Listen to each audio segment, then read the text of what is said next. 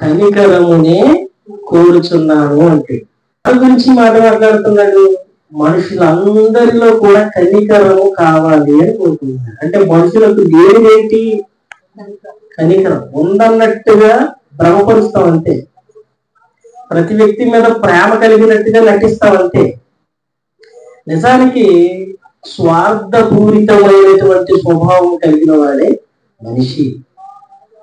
నిజంగా ఒక కాకిని కొట్టండి, 100 కాకులు వచ్చి నిస్వార్థంగా పనిచేస్తాయి. అదే ఒక మనిషిని కొట్టండి, మనిషి పట్టించుకునే పరిస్థితి కూడా ఉండదు. ఎందుకంటే ఐక్యత పశువుల్లో ఉంది, మనుషుల్లో లేదు. ఐక్యత జంతువుల్లో ఉంది, మనుషుల్లో లేదు. అందుకే మనుషులు అడుగుతాడు, మిమ్మల్ని కనికరమునే కోరుచున్నానంటే కనికరం అనే స్వభావం మీకు లేదు. మానవ జాతికి కనికరం అనేది లేదు, విచక్షణ లేదు, ఆలోచన లేదు అని ఆయన వాపోతున్నాడు, చాలా బాధపడుతున్నాడు. ఇంకా చెప్పాలంటే ప్రియులరా, ఆయన కనికరం అసలు చెప్పడానికి వర్ణించలేనటువంటి కనికరం. ఎంత కనికరం అనంటే దేవుడు ఎలాంటి వాడు? దేవుడు ఎలాంటి వాడు? దేవుడు పరిశుద్ధుడు, మనము పాపులం. ఆయన మన కోసం చేసినటువంటి కనికరములలో ఒక విషయాన్ని కనుక మనం చూడగలిగితే అసలు మన స్వభావం ఏంటో చూద్దాం. ఎఫెసీయులకు రాసిన పత్రిక 2:4 అక్కడ చాలా సుస్పష్టంగా చెప్తున్నాడు, దేవుడు కరుణ సంపన్నుడై ఉండి, కరుణలో సంపన్నుడు అంట. అసలు కరుణ అనే సంపద ఉందంటే అది ఆయన దగ్గరే ఉంది, మనకు లేదా. కరుణ సంపద మనకు లేదు, మనకు ఉన్నది ఆస్తులు, భౌతిక సంబంధమైనటువంటి ఆస్తులు మనకు ఉన్నాయి. కానీ దేవుడు కరుణా సంపన్నుడై ఉండి మనము అపరాధముల చేత చచ్చిన వారమై ఉండినప్పుడు సైతము మన ఎడల చూపిన తన మహాప్రేమ చేత మనల్ని క్రీస్తు కృప చేత మీరు రక్షింపబడి ఉన్నారు అంటాడు. చూసారా ఎంత కరుణ అంటే? మనం చచ్చిపోయామంట. ఇంతకీ ఏ విషయంలో? అపరాధముల చేత, పాపముల చేత. అంటే మనం బ్రతికున్నామా? ఇప్పుడు ప్రజెంట్ చెప్పాలి. మన పాపముల చేత చచ్చిపోయినా కూడా దేవుడు ఎలాంటి వాడని చెప్పారు? పరిశుద్ధుడు. అటువంటి పరిశుద్ధుడు మనలను పరిశుద్ధపరచడానికి యేసుక్రీస్తుని మనకి అర్పించేసినటువంటి వ్యక్తిగా, అంత కనికరం కలిగిన వ్యక్తిగా మనకు కనబడుతుంది. చూపిన తన ప్రేమ చేత, మహాప్రేమ, ప్రేమలో లోటు ఎవరికైనా ఉందేమో కానీ ఆయనకి లేదు.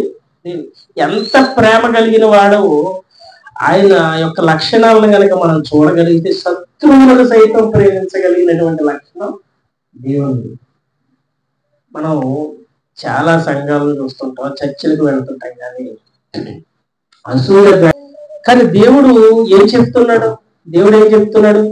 ఆలోచించగలిగితే శత్రువులను సైతం ప్రేమించండి అన్నట్టుగా ఇక్కడ మనకు కనబడుతుంది. మత్తయి సువార్త 5:44 కనుక మీరు చూడగలిగితే, మనము పాపముల చేత చచ్చిపోయినా కూడా మనల్ని ప్రేమించటానికి, మనల్ని బ్రతికించడానికి ఆయన కుమారుని అర్పిస్తే మనల్ని కూడా ఎలా ఉండాలన్నాడు? శత్రువులను సైతం ప్రేమించగలిగేటువంటి అంత కనికరం నీకు ఉందా అని అడుగుతున్నాడు దేవుడు. మత్తయి సువార్త 5:44 ఒకసారి చదవండి. ఆయన మీతో చెప్పినది ఏమనగా,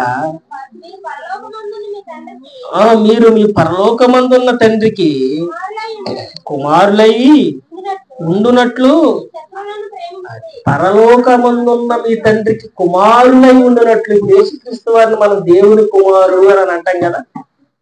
ఏమ్మా అంటున్నారా? మనం యేసుక్రీస్తు వారిని ఏమని అంటాం?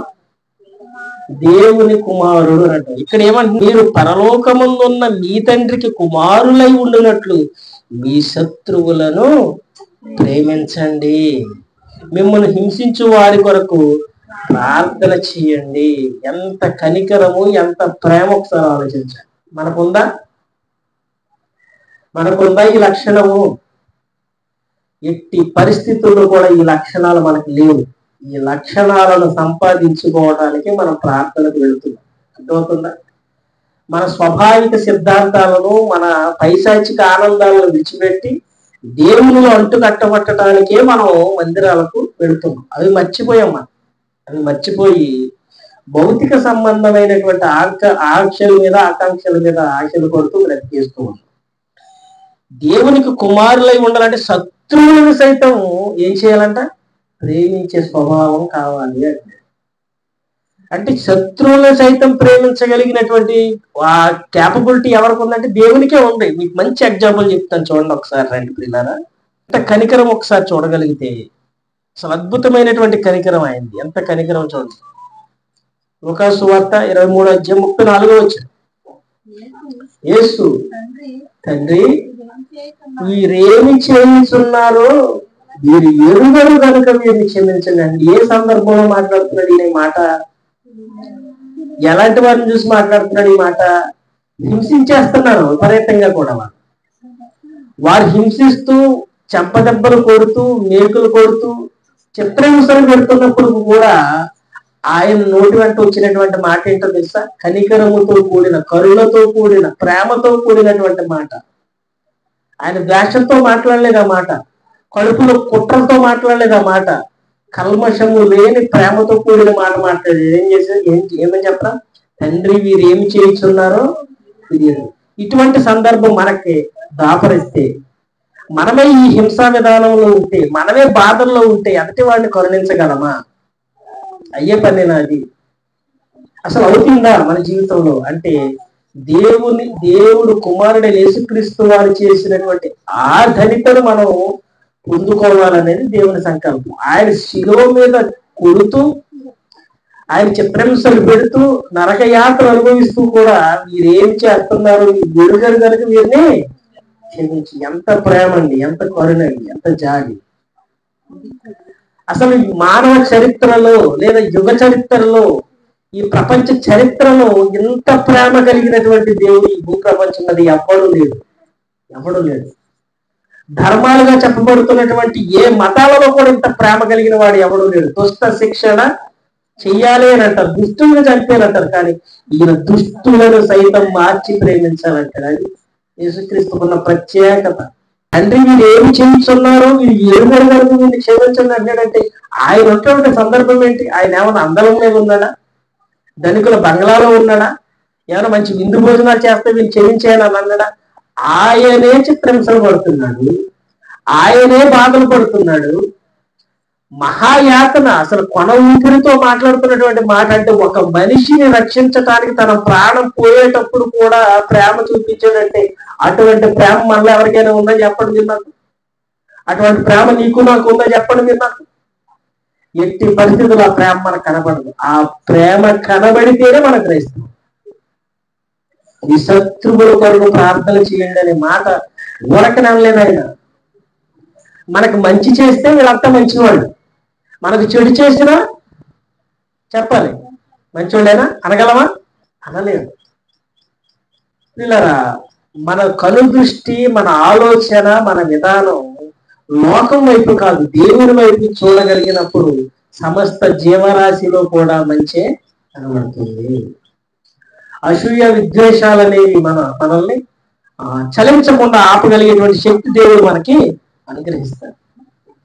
ఈయనే చిత్రహింసలు పడుతూ దీన్ని క్షమించండి అంటమే కాదు, సిలువను మోసుకు వెళుతూ ఇంచుమించు 175-180 కేజీల యొక్క ఆ చెక్కమాలను ఈడ్చికెళ్తూ, ఒక పక్కన రక్తస్రావం, ముళ్ళంతా రక్తం కారిపోతూ ఆ సిలువను పట్టుకెళ్తున్నటువంటి ఆయన తనను చూసి ఏడుతున్నటువంటి స్త్రీలకు ఏమైనా వాగ్దానం చేశాడు సార్? అమ్మలారా, నా కోసం, నీ కోసం, అంటే మీ బ్రతుకులు బాగుండాలి అని అంత బాధలు కూడా వాళ్ళ క్షేమాన్ని కోరాడు. అటువంటి ప్రేమ మనకుందా? ఆలోచన. కానీ ఇక్కడ చూడండి ఎంత ప్రేమ చూపిస్తున్నాడు ఆయన. ఆయన ఎటువంటి పరిస్థితుల్లో ఉన్నారు? అసలు చాలా ఉత్తమమైనటువంటి విషయం ఇది. అసలు ఆయన కనికరానికి, ప్రేమకు ఏమి లేవంట, అవధులు లేవు. మనకి 10 రూపాయలు ఇచ్చామనుకో, ఓకే మా ఇంటికి రా. 10 రూపాయలు వారంలో ఇప్పుడు ఒకసారి ఇస్తే పర్లేదు, 2 సార్లు ఇచ్చినా పర్లేదు, 30 సార్లు ఇచ్చినా పర్లేదు. 31వ సారి లేవని అన్నవాళ్ళకి 30 సార్లు ఇచ్చిన కూడా మర్చిపోతారు సమాజం. మేము చేస్తేనే మనం మంచివాళ్ళం. మేము చెయ్యలేకపోయిన స్థితి ఉన్నా వీడు పద టైంలో ఇచ్చాడు, ఆపద వచ్చినప్పుడు నన్ను 3 సార్లు 4 సార్లు ఆదుకున్నాడు, ఈసారి లేవన్నాడులే అని అనుకోడు. గతంలో ఇచ్చిన వాడిని కూడా ఎవరితో పోలుస్తారంటే శత్రువుగా పోల్చేస్తారు. అంటే 10 సార్లు ఇచ్చిన నిన్ను మంచిగా చెప్పి 11వ సారి పకపోతే చెడ్డవాడిగా మార్చేస్తారు. కానీ దేవుడికి ఉన్నటువంటి ఒక గొప్ప లక్షణం ఏంటో తెలుసా? మనం ఏమి ఇవ్వకపోయినా ఆయనకి మనం ఎలాంటి వాళ్ళమంట? మంచి వాళ్ళం. మనం ఏమి చేయకపోయినా ఆయనకి మనం ఎలాంటి వాళ్ళం అంట? ప్రేమ కలిగినటువంటి వాళ్ళం. అందుకే ఇక్కడ మంచి మాట మాట్లాడతాడండి యావేలు గ్రంథము. ఎంత మంచి మాట మాట్లాడుతున్నాడు చూడండి. యావేలు గ్రంథము 2వ అధ్యాయం 13వ వచనం ఒకసారి చూడండి. నీ దేవుడైనటువంటి యెహోవా ఏ వాత్సల్యం అమ్మా? కరుణ వాత్సల్యము. కరుణలో మళ్ళీ వాత్సల్యం అంట. ఈ బాబు చదవమ్మా. కలవాడును శాంతమూర్తియు. ఎంత కృపమ్మా? అత్యంత కృప. అసలు కృప అనేటువంటి ఒక వ్యక్తిని రక్షించడానికి ఏదో కొంత కృప కలిగి ఉంటాం, కానీ ఇక్కడ దేవుని కృప ఎలాంటిది? అత్యంత కృప. అత్యంత కృప గలవాడునై ఉండి అయిపోయారే తాను చెయ్య ఉద్దేశించిన కీడును చెయ్యక, చదవాలి, పశ్చాత్తాపడును కనుక మీ వస్త్రములను గాక మీ హృదయములను చింపుకొని ఆయన తట్టు తిరగండి. కీడు చేసే అవకాశం ఉన్నా కూడా కీడు చెయ్యడు అని దేవునికి ఉన్నటువంటి గొప్ప లక్ష్యం. మన తంతుని బట్టి మనం చచ్చిపోతాం తప్ప దేవుడు మనల్ని చంపేయడానికి ఏం ఇష్టపడ్డాయి. అంతటా అందరూ మారాలని చూస్తాడు ఆయన. అందుకే ఆయన అందరికీ ఉపకారి అంటుంది బైబిల్. ఈ కారి అందరికీ ఉపకారి. మనం నిజంగా దేవుని యొక్క కనికరాన్ని, ఆ కనికరంలో ఉన్న వాత్సల్యతను, ఆ కృపను మనం పొందుకున్నట్లయితే ఆ లక్షణాలు మనకు రావాలి. పక్కవాడు బాధపడుతుంటే ఆనందించేటువంటి సునకానందపు జీవులు క్రైస్తవులు ఉండడం చాలా బాధ. నిజం, సునకానందం అంటే కుక్కల ఆనందం అది. అటువంటి ఆనందం కలిగినటువంటి మనుషులు క్రైస్తవ సంఘాల్లో ఉండటం బాధాకరమైనటువంటి విషయమే. క్రైస్తవుడు అంటే క్రీస్తును ధరించుకున్నవాడు. క్రైస్తవుడు అంటే క్రీస్తులా బ్రతికేవాడు. క్రైస్తవుడు అంటే క్రీస్తే. అలా బ్రతకగలిగితేనే మనం క్రైస్తవులు అవుతాం, నేనైనా నువ్వైనా. కానీ అటువంటి కనికరాన్ని ఎంత కనికరం అంటే అపరాధం చేసినటువంటి మనలను శిక్షించడానికి అవకాశం ఉన్నటువంటి మనలను కూడా అవకాశం ఇచ్చేంత కరుణ కలిగిన వాడే దేవుడు. మనం ఇస్తాం ఒక అవకాశం? మనం ఇవ్వగలమా? మనకి ఎన్నిసార్లు అవకాశం ఇచ్చాడంట దేవుడు చెప్పండి. ఎన్నిసార్లు ఇచ్చాడంట అవకాశం మనకి? ఒకసారా, 2 సార్లా, 3 సార్లా? చచ్చేంత వరకు ఇస్తూనే ఉంటాడు. కానీ మనం 1వ సారి, 2వ సారి, 3వ సారి అయిపోతే ఇంకా అంటే నేను ఏ విషయంలో మాట్లాడుతున్నట్టు అంత ప్రేమ కలిగినటువంటి వ్యక్తి భూమి మీద మనుషుల్లో లేరు. దేవుడు మాత్రమే అంత వాత్సల్యం కలిగిన వాడు. ఎంత ఘోర పాపినైనా, ఎంత భయంకరమైనటువంటి వ్యభిచారినైనా, ఎంత దుర్మార్గుడైనా, హత్య చేసిన వాడినైనా, దొంగనైనా, ద్రోహినైనా కూడా కనికరించి ప్రేమించగలిగినటువంటి వ్యక్తిత్వ వికాస స్వభావం కలిగిన దేవుడు ఎవరైనా ఉన్నారంటే అది మన దేవుడే యేసుక్రీస్తు. దేవుడు నామానికి మహిమ కలుగును. ఇంకా మతాలుగా చెప్పబడుతున్న ఏదైనా చూడండి మీరు, అందరి దుష్టులను శిక్షించేటువంటి వ్యక్తులే కనబడతారు దేవుళ్ళుగా. వాళ్ళ చేతుల్లో ఖడ్గాలు కూడా ఉంటాయి, అవునా? యుద్ధాలు పట్టే ఆయుధాలు ఉంటాయి. కానీ యేసుక్రీస్తు వారి చేతుల్లో ఆయుధాలు ఉండవండి, ప్రేమ. అవునా? మీరు గమనించండి, మతాలుగా ఏవైతే పిలువబడుతున్నాయో వాటన్నిటిలో కూడా దుష్టులను సంహరిస్తే భూమి మీద నీతిమంతుడు ఎవడైనా ఉన్నాడా? నీతిమంతుడు లేడు, ఒక్కడు లేడు. ఒక్కడు లేనప్పుడు అందరినీ చంపేస్తే భూప్రపంచం ఏముంటుంది? యేసుక్రీస్తు వారికి ఉన్నటువంటి ఒక గొప్ప ప్రేమ తత్పరత ఏంటంటే మనుషులలో ఉన్న పాపాన్ని చంపడానికి ఇష్టపడ్డాడు, మనుషులను చంపడానికి కాదు. అందుకే ఆయన చెప్తున్నటువంటి ఒక మంచి మాట చూద్దాం రండి ప్రభువుని ప్రియులారా. మనం ఎంత కనికరం చూపించాడంటే రోమపత్రిక 5వ అధ్యాయం 8వ వచనం ఒకసారి చూడండి. ఎంత ప్రేమ అంటే ఆయన ఆ ప్రేమ యొక్క లోతును చెప్పడానికి కూడా మన జీవితాలు సరిపోవు. అయితే దేవుడు మన ఎడల తన ప్రేమను వెల్లడిపరుస్తున్నాడు. ఎంత ప్రేమను వెల్లడిపరుస్తున్నాడో ఆ ప్రేమ యొక్క కనికరాన్ని ఎలా వెల్లడిపరుస్తున్నాడో చూద్దాం. ఎట్లనగా మనము ఇంకను పాపులమై ఉండగా క్రీస్తు మన కొరకు చనిపోయాను. అసలు ఈ కాంటెక్స్ట్ మీరు గమనించండి. మనం ఇంకనూ పాపులమై ఉండగా అంటే ఇంకా పాపంలోనే ఉన్న వదిలిన తప్పుడు మనకి ఎవరైనా 10 రూపాయలు అప్పు ఇచ్చామనుకోండి, అప్పు తిరిగి ఇవ్వకుండానే మరలా 10 రూపాయలు అప్పు ఇవ్వమంటే ఇస్తావా? అప్పు ఇచ్చిన తర్వాత అప్పుడు అడుగంటాం. కానీ దేవుడు అలా కాదు. మనం అప్పులో మురిగిపోయి ఉన్నాం, మరలా లేవనెత్తడానికి ఆయన అప్పు ఇస్తున్నాడు. ఆలోచన చేయాలి.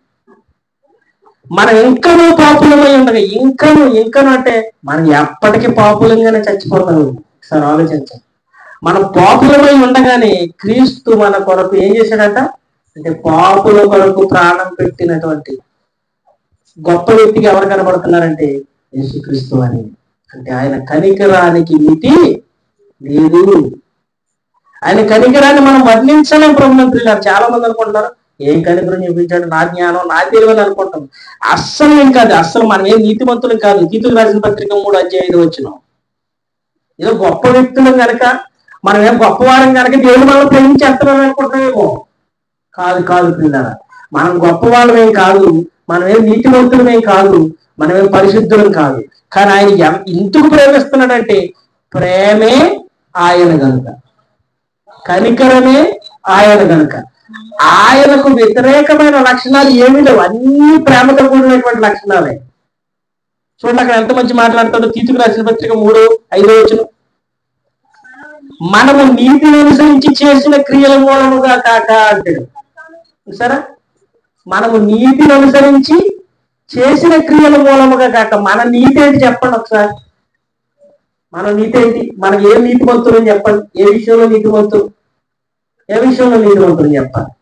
మనము నీతిని అనుసరించి చేసిన క్రియల మూలముగా కాక తన కనికరము చెప్పుననే మనకి చాలా కష్టమైనటువంటి అసాధ్యమైనటువంటి ఒక లోక ప్రాప్తిని మనకు అనుగ్రహించడానికి చాలా సునాయాసం సుగమనం చేసేసాడు దేవుడు. అర్థమవుతుందా? మనం సమీపింపరానటువంటి ఒక ప్రవేశాన్ని ఆయనకు మనకు సుగమనం చేశాడు, దగ్గరగా ఇచ్చేశాడు. అసలు ఆ అంచులకు కూడా మనం వెళ్ళలేము. అసలు ఆ పట్టణపు అంచు కాదు కదా, గవిని గేటు వద్ద కూడా వెళ్ళలేము. పొలిమేర దగ్గర కూడా వెళ్ళలేనటువంటి మనలను పొలిమేరలో కాదు, సాక్షాత్తు ఆ గృహములో అధిపతులుగా మార్చడానికి ఆయన ప్రయత్నం చేశాడు. ఎలా ప్రయత్నం చేశాడు? మనం ఆ నీతిని బట్టి ప్రేమించేస్తున్నాడు అనుకుంటున్నారు. మనం ఎవరిని ప్రేమిస్తాం చెప్పండి? మనకు నచ్చిన లక్షణాలు ఉన్న వారిని ప్రేమిస్తాం, అవునా కదా? ఎవరిని ఎవరెవరిని ప్రేమిస్తారు? ఆ 6 ప్యాక్ ఉందనుకో వాడు ప్రేమిస్తారు. ఆ 6 ప్యాక్ ఎవరికి ఇష్టం? ప్రేమించే వాడికి ఇష్టం. వాడు ఏం చూస్తాడు? రంగు ఎర్రగా ఉందా, నల్లగా ఉందా, పారపళ్ళు ఉన్నాయా, లేకపోతే ఎలా ఉన్నాయా చూసుకుంటాడు వాడు. అంటే వాడికి నచ్చినట్టుగా ఈ అమ్మాయి కనబడితే వాడిని ప్రేమిస్తారు, ఈ అమ్మాయికి వాడు బాగుంటే అమ్మాయిని ప్రేమిస్తారు. ఇది లోకతంతైనటువంటి ప్రేమ విధానాలు. కానీ దేవుడికి అలా కాదు. మనం ఏమి నీతిమంతులం కాదు, మనం గొప్పవాళ్ళని ప్రేమించడం లేదు. దేవుడు ప్రేమయ్యి ఉన్నాడు. అంత ప్రేమ కలిగిన వాడు కనుకని. ప్రేమకు వ్యతిరేకత ఏంటండి? కక్ష కదా. ఆ కక్ష అనే పదం కూడా దేవుడికి చెల్లుబాటు అవుతుంది. అసలు ఆ ఊహే ఉన్నది. అంత ప్రేమమైనది. ఎంత ప్రేమమైనది అంటే అపవాదిని కూడా ఎప్పటి వరకు సైకిస్తున్నాడు. అది అంత ప్రేమ ఆయనకి. ఆలోచించండి ప్రియమైనటువంటి దేవుని వాళ్ళారా. ఇదేమంటాడు? మనము నీతిని అనుసరించి చేసిన క్రియల మూలంగా కనుక మనం ఏదో పెద్ద నీతి వస్తువుకి బిల్డప్ ఇచ్చేస్తాం. అర్థమవుతుందా? మనం ప్రజలకు కనబడేటువంటి కార్యక్రమాలు చేసి నేను గొప్పవాడిని అనేసుకుంటుంటాం. కానీ నువ్వు ఎన్ని చేసినా మనిషి యొక్క నీతులు దేవుని దృష్టిలో ఎలా ఉన్నాయంట? మురికి గుడ్డవని ఉన్నవి అంటే. దేవుని నీతి వేరు, మనిషి నీతి. అటువంటి నీతియుక్తమైనటువంటి దేవుని నీతిని మనకు ఆపాదించడానికి ఆయన మనం పాపులమై ఉండగానే ఏం చేశాడంటమ్మా? ఆయన మన కొరకు మరణించాడు అనే సంగతి మనకు కనిపెట్టాలి. ఎంత ఓర్పు, ఎంత ప్రేమ, ఎంత కనికరం. ఆ లక్షణాలు మనకు మనం ఓర్చుకునే స్వభావం ఉండదు. కనికరం కలిగిన గుణం కొద్దిపాటికి ఉండదు. వెనకెందుకండి, బిడ్డలే ఉన్నారు, ఇప్పుడు మన కన్న పిల్లలే ఉన్నారు. తల్లిదండ్రులు ఒక మాట అంటే పడే స్వభావం ఉందా? చెప్పాలి. ఒక మాట అంటే ఓర్చుకునే లక్షణం ఏమైనా కనబడుతుందా? కానీ మనం ఎన్నోసార్లు గాయాలు చేసి, ఎన్నోసార్లు ఎదురు మీద గుద్దాం, ఎన్నోసార్లు వీధి మీద తన్నాం, ఎన్నోసార్లు కాళ్ళకు బంధాలు వేసాం. అవునా కాదా? అన్నీ చెప్పండి. మారు మనసు పొందాం, బాప్తిస్మం తీసుకున్నాం, రక్షణలోకి వచ్చేసాం అనేటువంటి ఆంపూర్ణ స్వభావంతో మేము భక్తులు ఉంటామని అనుకుంటున్నాం. కానీ ప్రతిసారి ఆయన కాళ్ళకు బంధాలు వేస్తూ ఉన్నాం. మారు మనసుకు తగిన ఫలాలు మనం ఫలించకుండానే అనుకుంటున్నాం. కనికరము, ప్రేమ, జాలి అనేటువంటి లక్షణాలు మనలో ఏమాత్రం కూడా లేవు. అందుకే ఆజ్ఞలో ఒక ఆజ్ఞ, నిన్ను వలె నీ పొరుగు వారిని.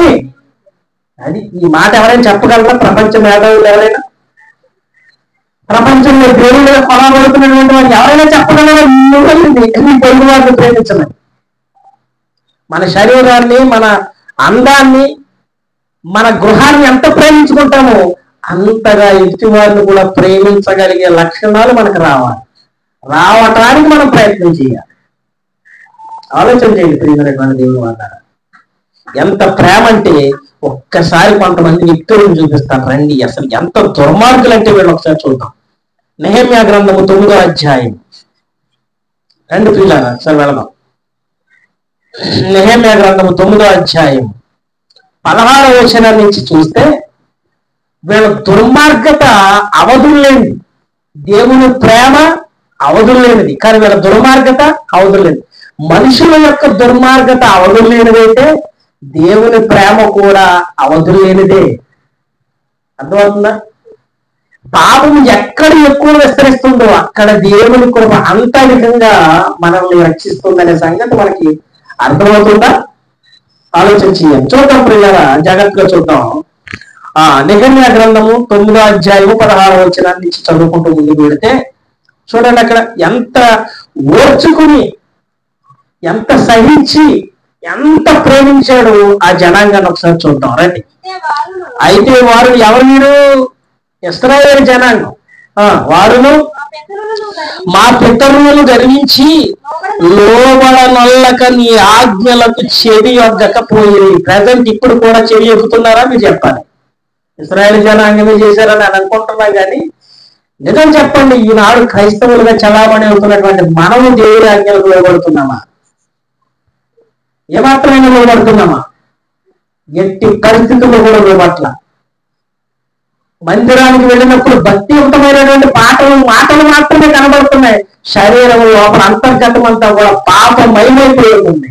ఎలా దేవుడు మనకు రక్షణ ఇచ్చేస్తాడు? ఎలా దేవుడు మనకు పరలోకం ఇచ్చేస్తాడు? ఇశ్రాయేలు జనాన్ని కూడా దేవుళ్ళో నడుస్తున్నామని అనుకున్నారు, కానీ ఏ మాత్రం కూడా వాళ్ళు చెవి మొగ్గలేదంటే, వెళ్ళలేదంటే. ఆలోచన చేయండి, మన హృదయాలను మార్చుకో. ఇక్కడ ఏమంటాము? ఆజ్ఞలకు చెవి యొగ్గకపోయి వారు విధేయులవుటకు మనస్సు లేని వారే. ప్రజెంట్ ఉన్నటువంటి ప్రజెంట్ ఇప్పుడు కూడా ప్రజలు మనసు లేని వారే, మనసు లేని వారే. మనం చేసినటువంటి అద్భుతములను జ్ఞాపకం చేసుకొనక తన మనస్సును కఠినపరుచుకొని తాము ఉండి వచ్చిన దాస్యపు దేశములకు తిరిగి వెళ్ళుటకు ఒక అధికారిని కోరుకొని నీ మీద తిరుగుబాటు చేసే ఎంత కుక్కలండి వాళ్ళు నిజంగా కూడా. సరే, దాస్యం దేశం నుంచి దాస్యం అంటే పాత జీవితాన్ని మళ్ళీ కోరుకుంటున్నారు వీళ్ళు. ఐగుప్తమైనటువంటి ఆ ప్రాంతంలో భయంకరమైనటువంటి హింసాత్మక చర్యలు చేపట్టి వాళ్ళ బానిస బతుకుల నుంచి దేవుడు విడిపిస్తే, వాళ్ళు పడుతున్న ఇబ్బందుల నుంచి ఆయన రక్షించడానికి మోసే వెనుకలు బయటకు తీసుకొస్తే వాళ్ళు మళ్ళా ఇటువైపు చూస్తున్నారట, ఐగుప్తు వైపుకే చూస్తున్నారు. నీవు నేను మారిన తర్వాత వెనక్కి చూడలేదా? ఇలా చెల్లిపడింది. నాగటిపై చెయ్యి వేసి వెనక్కి తిరగని పాట వరకు మనం పాడుతున్నాం, కానీ తిరగటం లేదా? కాబట్టి పాట ఒకటి, బ్రతుకు ఒకటి అవ్వకూడదని మరీ మరీ చెప్తున్నా. బ్రతుకులో ఉండేదే పాడండి, పాటలో ఉండేది బ్రతుకులో చూపించండి, వాక్యంలో ఉండేది పాటించండి. పాటించగలిగితేనే ప్రార్థనలో కొనసాగండి. అది క్రైస్తవ జీవితం యొక్క మూలం. కానీ వీళ్ళు ఏం చేశారు? వీళ్ళు ఏం చేశారు? మరలా వెనక్కి తిరిగారంట. మరలా వెనక్కి తిరిగారంటే అంటే పెంట కోసం వెనక్కి తిరిగారు వాళ్ళు. అందుకే బైబిల్ అంటే కుక్క తన వాంతికి తిరుగునట్టు అంటే. కుక్క ఏం చేస్తుంది? ఒకసారి కక్కిన తర్వాత దాని వైపు చూడకూడదు, కానీ మరలా దాని వైపు చూస్తుందంటే దాని స్వభావం ఎలా ఉంది? ఎలా ఉంది? వెనక్కి తిరుగుతుంది. ఇప్పుడు వీళ్ళు అలాగే చేశారు. చేసినటువంటి మేలు మర్చిపోయారు, పొందినటువంటి ఆశ్చర్యకార్యాలు, అద్భుతాలు. ఇంకా కిందకి రాయించాడమ్మ, చదవమ్మ, ఎంత బాగా రాయించాడు సత్యం. దాశపు దేశం ఒక అధికారిని కోరుకుని నీ మీద తిరుగుబాటు చేసి, అయితే చూసారా ఎంత తిరుగుబాటు చేసినా ఏం చేస్తున్నాడంటమ్మా?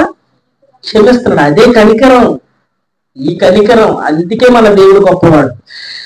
నీవు క్షమించుటకు సిద్ధమైన దేవుడవు, దయా వాత్సల్యములు గలవాడమును, ఎంత శాంతం అంటమ్మా? దీర్ఘశాంతమును బహు కృపయు గలవాడము అయి ఉండి వారిని వదిలిపెట్టలేదు. చూసావా ఎంత దుర్మార్గులని వాళ్ళు, అయినా కూడా ప్రేమించాడు. ఎందుకంటే దేవునికి ఉన్న లక్షణం ఏంటమ్మా? ప్రేమ. ప్రేమించడం అంటే యవ్వనస్తుల్ని ప్రేమించుకునేది కాదు. ప్రేమ అంటే ప్రొటెక్షన్, రక్షణ. ప్రేమ అంటే మంచిలోకి నడిపించటం.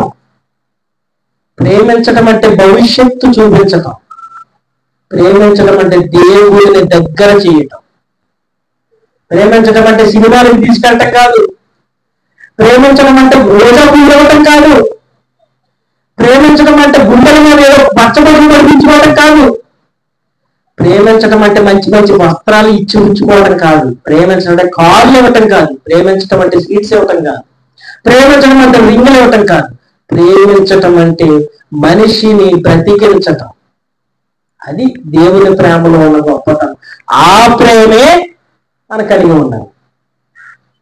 ఆలోచన చేయి ప్రియమైనటువంటి దేవుని వల్ల ఎంత దీర్ఘశాంతము బహుకృప కలిగిన వాడు కనుకని వాళ్ళు ఎన్నిసార్లు వెన్నుపోటు పొడిచినా, ఎన్నిసార్లు అవమానించినా, ఎన్నిసార్లు కత్తులతో దాడి చేసిన వాళ్ళని ఓర్చుకున్నాడండి. కత్తిపోటు వంటి మాటలు మాట్లాడాడు. తిన్న దాన్ని మర్చిపోయాడు, దేవుడు చేసిన మేలు మర్చిపోయాడు. నిజంగా కూడా మనలో విశ్వాసం ఉందని మీరు చెప్పండి నాకు ఒకసారి. కనికర స్వభావాలు పొందిన అర్హత ఉందా? దేవుడు చేసినప్పుడు మంచివాడు, చేసినప్పుడు మంచివాడు పక్కన పెట్టండి. చేసినప్పుడు కూడా మర్చిపోతామా? దేవుడు మేలు చేశాకే మర్చిపోతాం, అవునా కదా? మేలు చేశాకే మర్చిపోతాం. అవసరం తీరిన తర్వాత దేవుడు విడిచిపెట్టిన వారు లేరా? అవసరం తీరిన తర్వాత దేవుడు విడిచిపెట్టిన వారు లేరా? మీరు చెప్పాలి నాకు. ప్రియులరా, ఆయన కనికరాన్ని మనం చులకనగా చూడకూడదండి. ఆయన ప్రేమను ఎప్పుడు చులకనగా చూడకూడదు. కిందకి ఏమన్నారు చూడమ్మా? విసర్జింపలేదు. వాడు ఒక దూడను చేసుకొని ఐగుప్తులో నుండి మమ్మల్ని రప్పించిన దేవుడు ఇదే అని చెప్పి నీకు బహుగా విసుగు పుట్టించినను. అసహ్యకరమైనటువంటి పని చేశారమ్మా దేవుడు. ఎవరో పరో సైన్యాన్ని, కొన్ని లక్షల మందిని దేవుడు కాలరాసి ఏంటంటే ఎర్ర సముద్రంలో తునాతునకన చేయించి 40 సంవత్సరాల అరణ్యంలో నడిపిస్తూ వస్త్రాలు మాయకుండా, కింద చదువు మా ముక్కడు చదివేసుకోండి చేత, వాడు ఎరాల్లో ఉండగా నీవు బహు విస్తారమైన కృప కలిగిన వాడవై వారిని విసర్జింపలేదు. మార్గము గుండా వారిని తోడుకొని పోవుటకు పగలు మేఘస్తంభమును, దారిలో వారి ఎలిగించుటకు రాత్రి అగ్నిస్తంభమును వారి పై నుండి వెళ్ళిపో నిలిచెను. వారి బోధించుటకు నీ ఉపకారాత్మను దయచేసితివి. నీవిచ్చిన మన్నాయను ఇకను మానలేదు. వారి దాహము ఉదకమిచ్చితివి. నిజముగా అరణ్యములో ఏమీ తక్కువ కాకుండా అండర్లైన్ చేసుకోండి, అది ఏమీ తక్కువ కాకుండా 40 సంవత్సరములు వారిని పోషించితివి. వారి వస్త్రములు పాతకెళ్ళలేదు, వారి కాళ్ళు వాపు రాలేదు. ఎంత బాగా కాపాడి వస్త్ర 1 సంవత్సరం కాదమ్మా, ఎన్ని సంవత్సరాలు? 40 సంవత్సరాలు. మన లెక్క ప్రకారం మన జీవితకాలం. వస్త్రాలు నలిగిపోలేదంట. చలి పెడుతుంది అనుకో, మేఘం వచ్చేసిందంట, అగ్నిస్తంభం వచ్చేసిందంట. అగ్ని వచ్చి వెచ్చగా ఉంది. భలే ఉంది, ఏసీలో ఉన్నట్టు అనుకునేవాడు. రాత్రి అవగానే పగలేమో మేఘస్తంభం, రాత్రి ఏమో అగ్నిస్తంభం. రాత్రి అవగానే వెచ్చటి అగ్ని, పగలవగానే చల్లటి మేఘం. మళ్ళీ వాళ్ళ బట్టలు ఏమన్నా మురికిగా ఉన్నాయంట, ఎప్పుడు ఇస్త్రీ చేసిన వస్త్రాల్లాగా ఉన్నాయంట. వాళ్ళు కాళ్ళు వాపులు రాలేదంటే వాళ్ళ నరక కూడా తెలిసినట్టు తెలియదు వాళ్ళకి. ఆలోచన లేదు. అంత సుకుమారంగా వాళ్ళు కాపాడితే వాళ్ళు ఏం చేస్తారు తెలుసా? అంత కనికరించి, ఎంత ప్రేమ చూపించినటువంటి దేవుణ్ణి, దేవదూతలు తినే ఆహారం, అంటే దేవదూతల ఆహారం తింటాయని కాదు, దేవదూతలు తినేంత క్వాలిటీ కలిగిన ఆహారాన్ని ఎవరికి ఇచ్చాడు? వీళ్ళకి ఇచ్చారు. మన్నాని ఇస్తే అది తిని ఏమన్నారు వాళ్ళు? మాకు ఇది వద్దు, మాకు ఏం కావాలంట? మాంసం కావాలి అన్నారు. మాంసం తిన్నాకేమన్నా ఊరుకున్నారు వాళ్ళు? తిని లేచారు ఆడటానికి. జనం నిజంగా ఎంత అవిశ్వాసులు అంటే ప్రజలు. గొర్రె కషాయం నమ్ముతుంది అన్నటువంటి మాట నిజంగా వాస్తవం, నిజంగా వాస్తవం. మంచి చెప్పేవాడిని ప్రజలు విశ్వసించరండి. నిజంగా చెప్తున్నారు, మంచి చేసేవాడిని ప్రజలు ఎప్పుడూ విశ్వసించరు. నిజం. చెడ్డగా బ్రతికే వాళ్ళని ఇష్టపడతారు.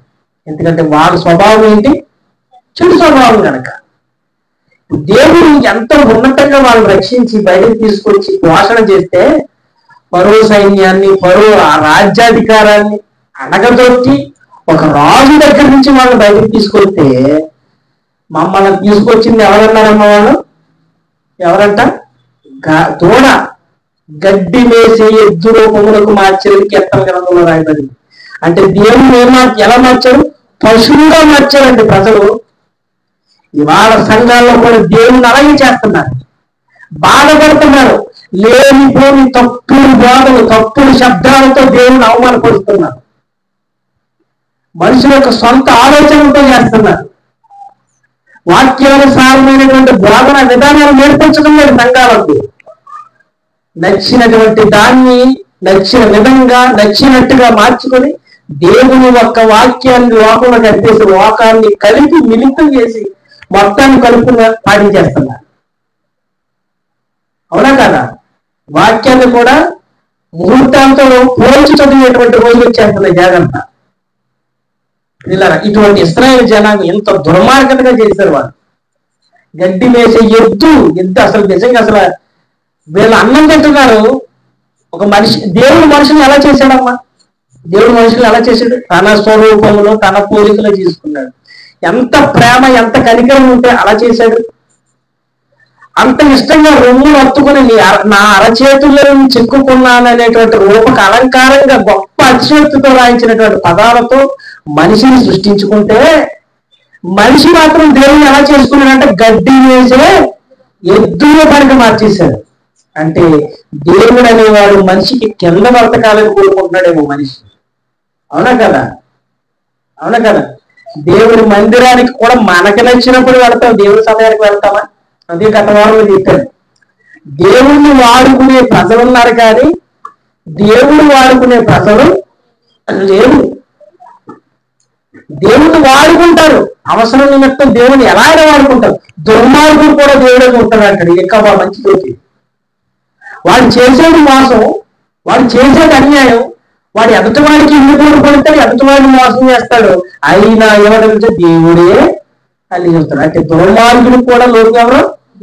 ఇశ్రాయేలు జనాంగానికి అలాగే అయింది.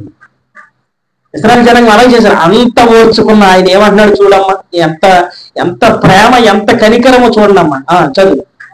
చదువు. నిజంగా అరణ్యంలో ఏమీ తక్కువ కాకుండా 40 సంవత్సరములు వారిని పోషించింది. వారి వస్త్రములు పాతగిరిపోలేదు, వారి కాళ్ళకు వాపు రాలేదు. నీవు అనేక సంవత్సరములు వారిని ఓర్చి నీ ప్రవక్తల ద్వారా నీ ఆత్మ చేత లేదా నువ్వు అనేక సంవత్సరములు వారిని ఏం చేశాడటమ్మా? ఓర్చి. అమాకాండలు చేసుకోండి, ఎంత ఓర్చుకున్నాడు చూడండి. అనేక సంవత్సరములు ఓర్చి నీ ప్రవక్తల ద్వారా నీ ఆత్మ చేత వారి మీద సాక్ష్యము పలికితివి, కానీ వారు వినకపోయి. ఎన్నిసార్లు చెప్తాడమ్మా దేవుడు.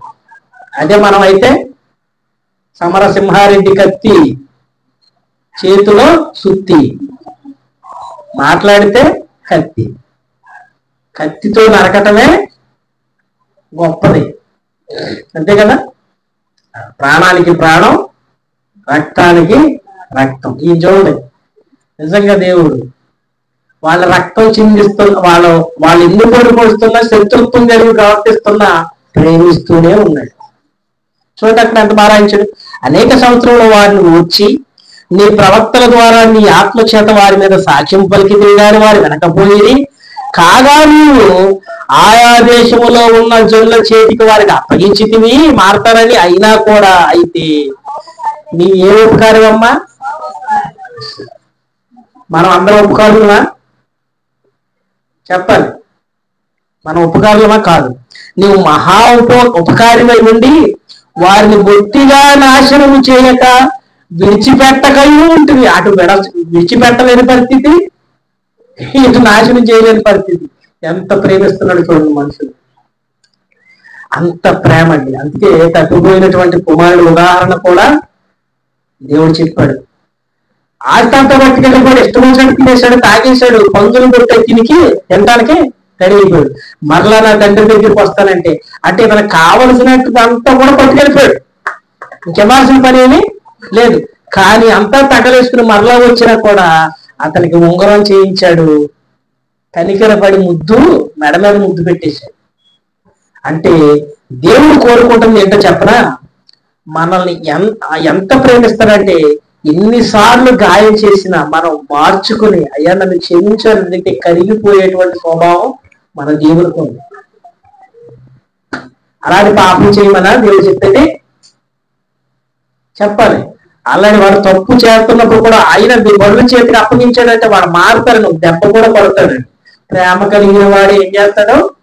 బెత్తం వాడతాడు. ప్రేమిస్తున్నాడు కదా, క్షమిస్తున్నాడు కదా, మన ఇష్టం వచ్చినట్టు పాపం చేస్తా కూర్చుంటావా? కనికరము ఏం చేస్తుందని చెప్పారు? కనికరము క్షమిస్తుంది. ఎంతవరకు క్షమిస్తుంది? వాడు మారేంత వరకు క్షమిస్తుంది. మారకపోతే అయినా వీడు ఎంత కనికరం ఉన్నా మారటం లేదు కనుకనే కృప అనేది ఇచ్చేది. ఎంత ప్రేమిస్తున్నా, ఎంత హింసిస్తున్నా, ఎంత దుర్మార్గతగా మనం ప్రవర్తిస్తున్నా కృపను ప్రవేశపెట్టాడు. కృప అంటే ఏంటో తెలుసా? మనము చెయ్యలేని పని ఆయన చేయటం. ఎదుటి వాడు కష్టపడుతుంటే వాడి మీద జాలి పడటం కనికరమే, కానీ వాడు చెయ్యలేని పనిని మనం చేసి ఇవ్వటం కృప. తేడా కనపడుతుందా రెండింటికి? ఏ కృప చేశాడు ఆయన? ఏ కృప చేశాడు చెప్పండి? ఏం కృప చేశాడు చూద్దాం ఒకసారి మాట. రోమపత్రిక 4:5 చూడండి. పని చేయక భక్తిహీనుని నీతిమంతునిగా తీర్చువాని యందు విశ్వాసముంచు వానికి అది పని చెయ్యక అని వ్రాయించాలి. పని చెయ్యక అంటే అర్థం ఏంటి? సోమరిపోతున్నవాడు కాదు.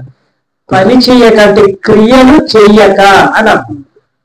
క్రియలు అంటే విశ్వాస సంబంధమైనటువంటి క్రియలు. నీతి క్రియలు చెయ్యక మనమున్న ఆ క్రియలు మన తరఫున ఆయన ఏం చేశాడంట? చేశాడు. ఎవరో చేసిన వ్యక్తి ఎవరు? మనం చెయ్యలేనటువంటి పనులు. గలతీ 2:16 కూడా చూడండి.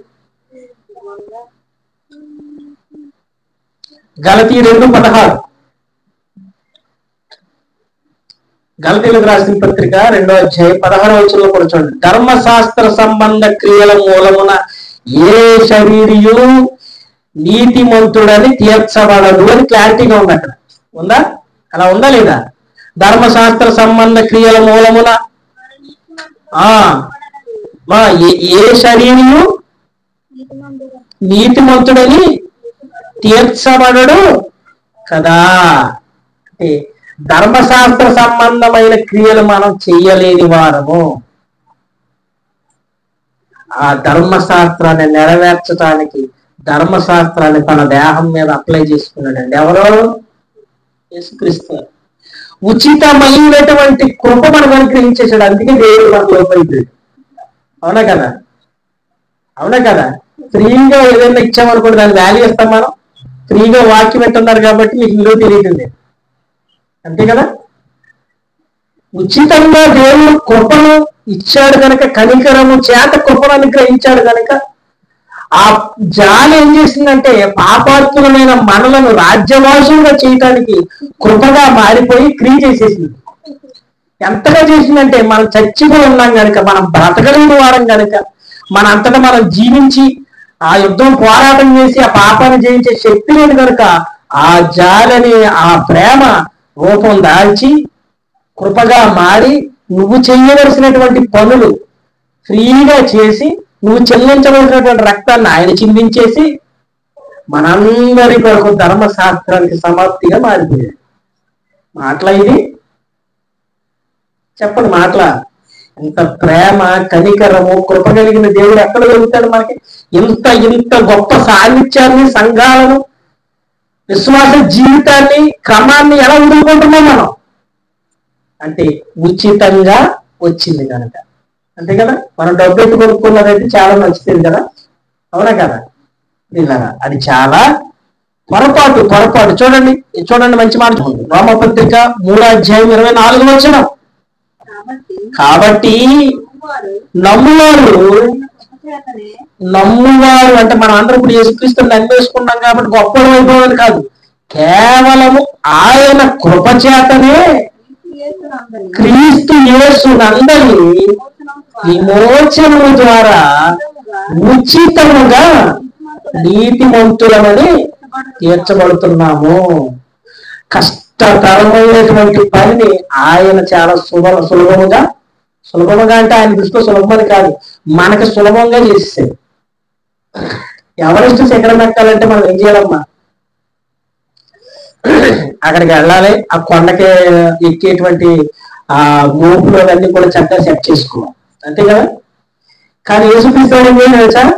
ఎవరెస్ట్ శిఖరం ఈయన ఎక్కేసి అక్కడ మన పేరు రాశాడు. ఇప్పుడు ఎక్కింది ఎవరు? మనమే. అలాగే శిలువ వేయించుకుని ఆ రక్తాన్ని చిందించి ఆ నీతిని అంతా కూడా మనకు ఆపాదించేశాడు. ఇప్పుడు చనిపోయి జీవోత్సవాలుగా ఉన్న మనలకు జీవాత్మని చేశాడని యోగు గారు అంటారండి. చాలా మంచి మాట అది. యోగు గ్రంథం 10:12 చూడండి, ఎన్ని మాటలు బైబిల్లో ఉన్నాయో మనం ఆలోచించకపోతే మనం అంత అజ్ఞానులం కాదు. ఆయన కృపని చాలా లోకుగా తీసుకున్న వాళ్ళు అవుతాం. చూడండి, యోగు గ్రంథం 10:12 గ్రహించి నా ఎడల కృప చూపిది అంటే జీవాన్ని ఇచ్చేసాడండి మనకి. ఎందుకు ఇచ్చాడు జీవాన్ని అంటే ఆయన ఎవరు? జీవానికి అధిపతి. ఆలోచిస్తున్నారా? ఇలాగా ఆయన కనికరము కృపగా మారి మన ఎడల ఉన్నటువంటి ఆ కనికరము, జాలి, ప్రేమ మనము చెయ్యలేనటువంటి పని సుగమము చేసి మనకి రాజ్య నివాసులుగా మార్చేసిందనే సంగతి మనం ఆలోచించాలి. ఆయన వెలకట్టలేనటువంటి వ్యక్తిగా ఉన్నాడు. యెషయా గ్రంథము 8 యెషయా గ్రంథం 53:2 ముగించేసుకున్నాం. యెషయా గ్రంథం 53:2 ఆయన యొక్క దేహదారుఢ్యాన్ని ఎలా వర్ణిస్తున్నాడో చూడండి అమ్మ. అద్భుతమైనటువంటి మాట. మీరు మనసు పెట్టగలిగితే ఆయన వ్యక్తిత్వం అర్థమవుతుంది. ఎలా ఉన్నాడమ్మా? లేత మొక్కల వలె, ఎండిన భూమిలో మురిచిన మొక్క వలెను అతడు ఆయన ఎదుటి లేత మొక్కలాగా మంచి నిగారింపుతో గవగవలాడుతూ పెరిగాడంట. అతనికి స్వరూపమైన రూపమే మారిపోయిందండి. దెబ్బలకి స్వరూపమైనను సొగసైనను లేదు. సొగసు లేదు, స్వరూపం లేదంటే అర్థం ఏంటి? మన పౌడర్ రాసుకుని మనం ఉన్న అందానికి అది డెవలప్ చేసుకోవడానికి చూస్తాం. కానీ ఆయన రక్తమే ఆయన రూపంగా మారిపోయింది. ఆయన శరీరమే రూపమే లేదంటాడు అసలు. అంటే ఆయన రూపం కూడా అసలు ఆ రూపమే లేదంట. ఆయన శరీరధారికి ఎలా వచ్చాడో ఆ రూపమే ఆయనలో లేదు. అంటే ఆయన ఎలా ఉన్నాడంట? లేత మొక్కలా ఉన్నాడంట. ఆ మొక్కను ఎలా మార్చారంట? సొగసైనను స్వరూపమైన లేదు. అదే కృప. ఈ లేత మొక్కల్లా నలిగిపోవలసి వాడిపోవలసినటువంటి మనలను చిగురింప చేయడానికి ఆయన రక్తపు మూల్యాన్ని వెలగచ్చేసాడు. వెలకట్టలేదు రక్తాన్ని ఇచ్చాడు. ఆయన రక్తం జీవము కలిగినది, మన రక్తం జీవం లేనిది. ఆలోచన చేయండి. చివరిగా ఈ మాట చూపించుకున్నాం. ఎఫెసీయులకు రాసిన పత్రిక 1:6 ఎట్లనగా తన ప్రియులందు తాను ఉచితముగా మనకు అనుగ్రహించిన తన కృపా మహిమ నిమిత్తము ఓ తన చిత్త ప్రకారమైన ఏ సంకల్పం అంటమ్మా? దయా సంకల్పము చెప్పున యేసు క్రీస్తు ద్వారా మనల్ని కుమారులుగా మార్చేయడానికి మనల్ని ముందుగా తన కోసము నిర్ణయించుకుని, ఎప్పుడంటే మనల్ని ముందుగానే, అంటే జరగబోయే భవిష్యత్తు దేవునికి తెలుసు కనుక ముందుగా నిర్ణయించుకొని మనము తన ఎదుట ఎలా ఉండాలంటమ్మా? పరిశుద్ధులుగా ఉండాలని, నిర్దోషులమై ఉండవలనని, అసలు పునాదులు లేనప్పుడే క్రీస్తు రక్తం చిందించాలనే ప్రణాళిక ఏర్పడిపోయింది. అంటే మన బీజం మొదలవ్వక ముందే మనల్ని ప్రేమించాడు. అది దేవుని ప్రేమ అంటే, అది దేవుని కృప అంటే. ఆ ప్రేమ కనికరం ఉన్నది కనుకనే ఎవరు చేయలేనంత సాహసం ఆయన చేశాడు. ఎవరు కార్చలేనటువంటి రక్తాన్ని ఆయన కార్చు వడవాడిపోయాడు, వసివాడిపోయాడు, చివరి రక్తపు బొట్టు వరకు నేల మీద చిందించాడు. అర్థమవుతుందా? అంత రక్తాన్ని చిందించాడు కనుకనే ఆయన కృప గొప్పది. ఆ కృప మన ఎడట ఉన్నటువంటి కనికరం మీద ఉంది. కనికరము ద్వారా కృప ఏర్పడిపోయింది. అంతే కదా? ఒక పిల్లవాడు పనిచేస్తూ ఉంటాడు, వాడు చెమటలు కక్కుతూ ఉంటాడు, వాడి మీద మనకు మొదట ఏమొస్తుంది? జాలి, కనికరం వచ్చేస్తుంది. వెంటనే వెళ్ళి మనం అన్ని మరి పక్కన ఒప్పుకోరా, నేను తీస్తాను అని అంటాం. అది కృప. అర్థమైందా? రెండింటికి తేడా. కనికరము ద్వారా కృప మనకి సంప్రాప్తించింది. కీర్తన గ్రంథం 36:5 36:5 చూడండి, మీ మాట చూడండి. యెహోవా నీ కృప ఆకాశమునంటూ చున్నది. సరే, ఆయన కృప ఎక్కడికి అంటుకుందంటమ్మా? ఆకాశం ఎక్కడుంది? ఆకాశం అంటుకోగలరా? మీరు అంటుకోగలరా? మరి ఆకాశం అని రాయించాడు అతిశయోక్తి అలంకార పదాలు. ఆకాశాన్ని అంటుకోవడం ఎవడం వల్ల కదా? ఆకాశం ఎక్కడుందో? శూన్యం పైన. అంటే ఆయన కృప చెప్పలేనంత ప్రేమ కనుకనే ఆయన మన కొరకు మరణమైపోయాడు. చెప్పలేనంత జాలి కనుకనే పనికి మాలినటువంటి వాళ్ళ కోసం ఆయన రక్తం చెల్లించాడు. చెప్పలేనంత ప్రేమ కనుకనే దుర్మార్గులను సైతం సంఘంలో ఉండనిస్తున్నాడు. చెప్పలేని అంత ప్రేమ కనుకనే అబద్ధపు బోధన చేసిన వాళ్ళు కూడా ఊర్చుకుంటున్నాడు. అంత ప్రేమ. కానీ ఆ ప్రేమ ఒకనొక దినాన కోపంగా మారక ముందే మనం ఏం చేయాలి? కనికరము, కృపను ఉపయోగించుకుని మనం పరిశుద్ధులుగా మారటానికి ప్రయత్నం చేయాలి. దేవుని కనికరం కృపగా మారి మనలను రక్షించింది. మనము చెయ్యలేనటువంటి పనిని ఆయన కనికరపడి మన మీద జాలిపడి ఆయనే విక్తుడిగా వచ్చి మనము చేయవలసిన యాగాన్ని ఆయన చేసేసాడు. అంటే మన ఎగ్జామ్ ఆయన రాశాడు, రిజల్ట్ మనకి ఇచ్చాడు. అర్థమైందా? దేవుడిచ్చిన ఉచితమైన కృపను, ఉచితమైనటువంటి కనికరాన్ని మనం దుర్వినియోగపరచుకోకూడదు. ఆయన ఎంత దీర్ఘశాంతంగా ఉంటే మనకంత సౌకర్యం, శ్రేయస్సు, క్షేమం. ఆయన ఉగ్రుగా మారితే ఆలోచన చేసుకోండి. నిర్ణయాలు మీకే విడిచిపెడుతున్నాను. కనికరము, కృపను పొందుకున్నటువంటి మనం ధన్యులం కనుక ఆయన విశ్వాసాన్ని, ఆయన సంఘపు పరిధిని, ఆయన సంఘంలో ఉన్న ఆరాధనలు నిర్లక్ష్యం చేసుకోకండి. గట్టిగా బ్రతకండి. ప్రార్థన చేసుకున్నాం, కొట్టలు మూసుకున్నాం. పరిశుద్ధుల ప్రేమ కలిగిన మా తండ్రి, నీ కృప గొప్పది నాయన, నీ కనికరము, నీ ప్రేమ, నీ జాలి గొప్పది తండ్రి. దుర్వినియోగపరుచుకునేటువంటి సిద్ధాంతాల నుంచి కాక తండ్రి, నీ ప్రేమ చేత మమ్మల్ని రక్షించాలి, నీ కృప చేత మమ్మల్ని రక్షించాలి. నీ రక్తపు మూల్యం మమ్మలను నాయన తడిపి కడిగి ముద్దాడి నిలబెట్టింది తండ్రి.